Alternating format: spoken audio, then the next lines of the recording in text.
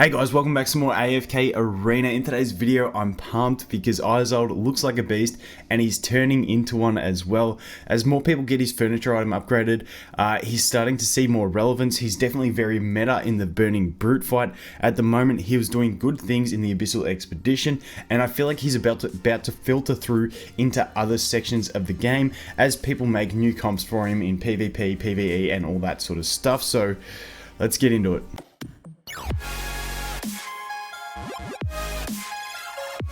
So I'll leave some timestamps in the description because we're going to go through his skills, because I really want to go through him completely because it's been a while since we've covered him. People may not know what he's like. Then I want to go through the Burning Brute and some top players that are getting high scores with him in the Burning Brute. Then I want to talk about him in general and the sort of the units that I think he's going to pair well with in PvE and PvP going forward. But like I said, as more people get him, more people test him, you know, meta takes a while to shift, but I seriously think this guy is shifting towards the top of the meta. Just the way he functions is really good. I feel like he's going to need the right team comps in like PvP and stuff like that, but I'm hoping he can creep into the 3-team PvP meta. So let's go. Ultimate, Izold utilizes a powerful chemical agent that immediately restores 50% of the health he has already lost, whilst also increasing his haste by 20 points and attack rating by 35%. With skill ups, it becomes 18 seconds. Really nice. Basically just a straight damage buff for 18 seconds, but also at the start of it, he gets 50% of the health he's lost. So if he's at 50% health, he gains 50% of that lost health, meaning it'll take him to 75%. So that's how that works. Really nice.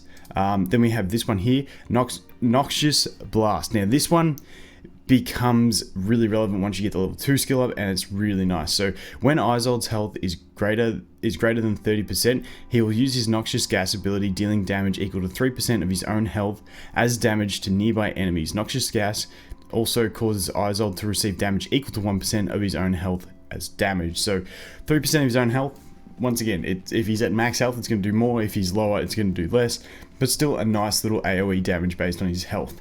A Noxious Explosion, this is the skill up. A Noxious Explosion occurs every 6 seconds, dealing 190% damage to nearby enemies and leaving them stunned for 3 seconds. For me, this is the ability. The level 2 skill up is the ability. Like, the stun is so nice, and I feel like the ability should be the skill up, because that stun is more important than what this is about. Really nice if you can stack enemies up, and this is why I think he might have some synergies with Iron going forward, but you know, we'll have to wait and see. But I know in really early game on this account, I was using him because I pulled the copies of him with an Izold just to stack the enemies and then get the stuns. It's really nice. It's a really nice stun to have on him, and sometimes if he uses that stun and then pops an ultimate straight after it, he'll actually do the stun straight away again, which can be really handy.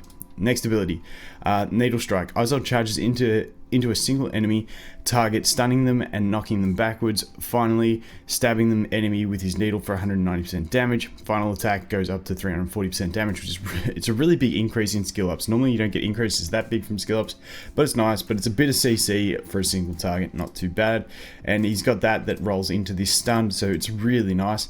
And then the final skill, Hypodermic Healing. Izold injects himself, restoring 16% of the health that he's already lost per second over 8 seconds. As you can see, 20% of lost HP over 8 seconds. Really nice. Then we jump into the signature item, and at base, it basically makes it so that every time he uses his ultimate, he instantly gets the benefits of Hypodermic Healing. So the ultimate is just going to make him an absolute beast for 8 seconds, because he's going to heal 50% of lost HP and then keep healing himself for 20% of lost HP for 8 seconds, which is nice. And then as you can see here, the skill ups in this, the level 1 and level 2 are just number increases on each other, but the damage he receives is going to be reduced when any enemies are slain while Izold is using his Toxic Transfusion. So for the 18 seconds after this, after he uses his ultimate, if any enemies die, he's going to get straight up damage mitigation for 15 seconds, and at level 20 it's going to be 50%. Really nice for stalling out and surviving. And then at level 30, he cannot be controlled while using his Toxic Transfusion ability. So this one here, once he pops it, he's just completely immune to CC. Really Really nice. So just like that, he always seemed like he had a good kit, but he just couldn't get himself going enough to find himself in teams that much. But the furniture is where he really picks up. So Isold's attack rating is increased by 1% and his attack frequency increased by 1% until the end of the battle every time he loses 3% of his maximum health. And there's no limit on this. And it just means the more damage he takes, the more of a savage he becomes. Like I said, increasing attack rating and his attack frequency by 1% each time he loses 3%. It's 3%. Like, ain't hard to lose that. He's gonna lose that a lot. He's gonna lose it. Now, enemies with high damage, as long as he can survive, he's gonna get a really, really big damage increase. Anyway, moving on to number 9, the effects of the ability Hypodermic Healing become permanent after this ability has been stacked 45 times. Does not need to be manually activated again. So 45 times, that means 45 times 3%. What's that? That's 135%. So once he loses 135% of his HP, and like it's like he could lose 2%, heal up, lose 1%, that counts as 3. So it's not too much health to lose considering he's healing so much on top of it. And then once he gets that, he's just going to get that passive regen of 20% of his lost HP. Really, really good survivability once you get there. But level 3 is the key one here. Level 9 is really nice, but I feel like at level 3 you're going to get a good test of how he functions. So over here at the Burning Brute, as you can see, I'm checking out some of the guys in the guild with some top damage. As you can see, floor 448 for Jackie Brown and Shazam, rank 12 and 15 respectively, both using the same team with the Izold in there, and also the Mahira. Now, I was talking to Shazam, and he said the Mahira is in there because the charm actually works on the Burning Brute, which I never even realized, to stop him from using his ultimate. It doesn't obviously have 100% uptime, but that is the purpose for her, along with the energy regen from the whip, which is really, really nice, but also because the Burning Brute's damage is so high, she's going to actually be able to survive till the end of the battle in most cases, due to the fact that she's got those extra lives that's saving her, whereas the twins will normally die towards the end of the battle. We still have the Cecilia in there, so obviously the Saurus damage is getting up there due to the fact, as you can see, Shazam's is only level 20 signature item as well, which means he has less stats and all the other stuff tied to it. But in other cases, I've been getting a lot of photos from people, so he is getting some really high damage. As you can see, Jackie Brown with the level 30 signature item, he's doing truckloads of damage, and I have seen on some people's accounts he starts to overtake the Saurus in damage as well. The reason that is because the Burning Brute's damage is so high, it's going to be making him lose all that health, which means he's just going to infinitely stack his buff, his attack speed, and his attack buff, which is good in two ways. One, it's going to make him deal more damage, but also it's going to link more stats to the Saurus through the twins link, which is crazy. And then obviously we have the twins in there for the link and the haste buff, but Cecilia is still in there. Even though taking damage is what Izold wants to do, the actual damage of the Burning Brute boss is just too much to handle.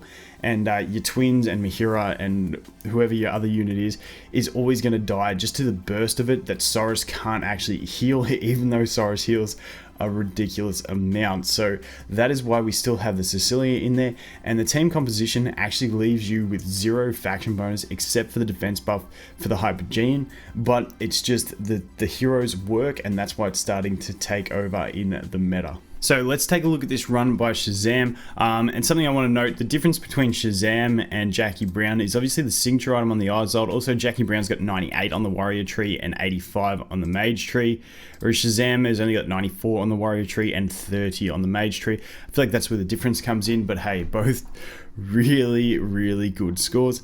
So let's hit play and take a look at the battle. So like I said, the twins, just really nice, but also just end up succumbing to the burst of the Brute. Some people I see screenshots, the twins survive, some I see they die. I know Jackie Brown's run, the twins die towards the end in the last 5 seconds, but once again, you do have the Mahira there with those extra lives, so more often than not, she is going to survive to the end of the battle. And I feel like So this is a very endgame comp because you need level 30 signature item and you need 3 furniture Izold as an absolute must. Twins are going to struggle even harder if they're less ascension. Same with Mahira. Mahira will still do a little bit better because she has those extra lives. But as you can see, the damage is just starting to overcome the twins there. They got the heal up, but the next hit they take is going to actually drop them, and they're not going to be able to survive because the damage is just simply too high, and there they go. But the Mahira manages to survive with those extra lives. As you can see, she hasn't actually sacrificed one. I don't know if she actually needed to sacrifice any in that run. But yeah, absolute savage there from the Izold. Saurus just being too good at life for boss battles with all that healing as well. But yeah, like I said, really solid comp. But unfortunately, for early game, the Saurus is going to be the biggest requirement, trying to get him to level 30 signature item. And then from there, you can use these guys at a lower ascension, and it's alright. The Izold is going to have to be ascended with the 3 furniture item to make him function in this team. But obviously, Cecilia being a light bearer, you can get her built not as hard. Twins are going to be tough, Mahira's going to be tough, but I feel like at elite on both of those, there's still going to be a best option in there. But until you do get the Saurus to level 30, you might have to drop, say, the Mahira. Or the Izold for some more sustain, maybe a Rowan or something like that, depending on what your team comp is, but really, really, really solid.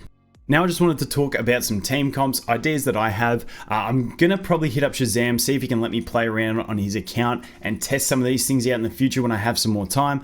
But I just want to discuss some options and get in the comments of this one before I do that video if anyone else has any teams for campaign or PvP that they've been using, so I can test those out as well. So let me know if you guys have been testing him because he's an absolute savage. But the first thing that comes to mind is it depends on his signature item, and I asked Shazam, he's not too sure either, hasn't tested enough, but the signature item, how it says if an enemy is defeated, he gains the damage mitigation. Not too sure if that's going to be if Izold has to defeat them or if anyone defeats them. If it's anyone that defeats them, I feel like he's going to have really good synergy with Ezio in a stall team. So you could put things like, you know, your Talene, Wukong, Orthros, anything that's a real stall orientated hero, especially Talene, you know, if she dies, she's going to keep coming back. It's all good.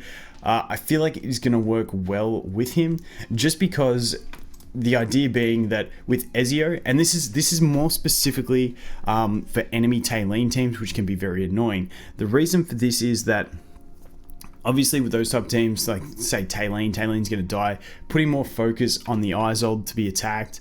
And then as a Talene ults, she's going to get low, which means Ezio is going to execute. And I feel like stall is the place for Ezio as well, which is really nice. So this has good synergy. So because of that, what's going to happen is Talene dies, your Talene dies, for instance. Everyone's getting on Izold, he's taking more damage, he's increasing his damage more and more, and then it might start to get overwhelming. So as soon as the enemy Talene ults, Ezio would have already ulted because he's got base 500 energy from the furniture. He is then going to go ahead and execute that Talene, which means then, now that Izold has so many enemies stacked on him, taking all the damage, he gets that mitigation. Even though mitigation is going to mean he stacks slower on his ability, it's going to let him survive, and it's going to play to the stall mechanics of the team. So I just feel like the combo of those two is going to be really nice, and then you fill the rest of the team in with some stall, and it's going to be a really good counter, especially to enemy Talene teams. Even if Ezio killing the enemy doesn't give Izold the damage mitigation, it's still going to be a really solid comp because Ezio, I feel like stall is his place, so he can just keep stacking that execution threshold, and Izold works really well with it just in general because his damage is going to keep increasing. He's got the AoE, he's got the stun, and he's just eventually going to get enemies down towards that execution threshold the longer the fight goes on. So if you can get a team that sustains throughout a battle, it's going to be really, really solid. The other combo that I really want to mention is I used it a lot early game as well, is going to be with the Odin. I just really, especially for Faction Tower, this is great. This is absolutely fantastic. Odin's going to stack the enemies on Izold. Isold's going to sit there with his passive AoE, taking damage, getting damage increased, stunning. It's just a great combo. I think the fact of Isold's AoE stun can't be overlooked. It's really nice. And like I said, if he uses it and then you go in straight into an ult, sometimes he's just going to straight stun again. So you get like 6 seconds of stun straight from that. Also with the Odin teleporting, after Odin opens his extra eyes, he's going to stun on the teleport, then you're going to get a stun from the Izold. It's a really good combo. I really do enjoy it. The other thing I'm going to try eventually is going to be with, and you guessed it, you guessed it, the chicken and Iron.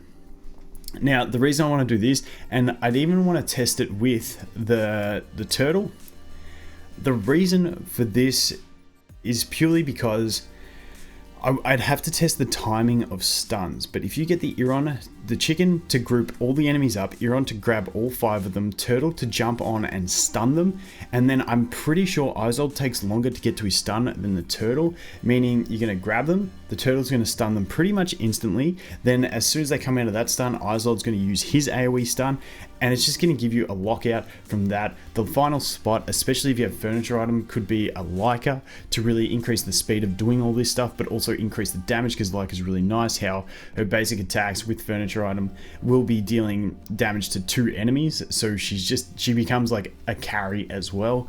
And I feel like that is going to be a cool synergy that I really do want to test out, because I feel like that AoE stun is something that doesn't get enough light from the Izold, and I feel like it could be really nice. But those are just a couple ideas I have. Like I said, I'm going to try and get on Shazam's account when I have some more time, do a lot of testing, and then I'll come back with that stuff. But Izold, absolute beast, loving him. Anyway guys, thanks for watching, hope you have an awesome day, and I look forward to seeing you in the next one. Cheers.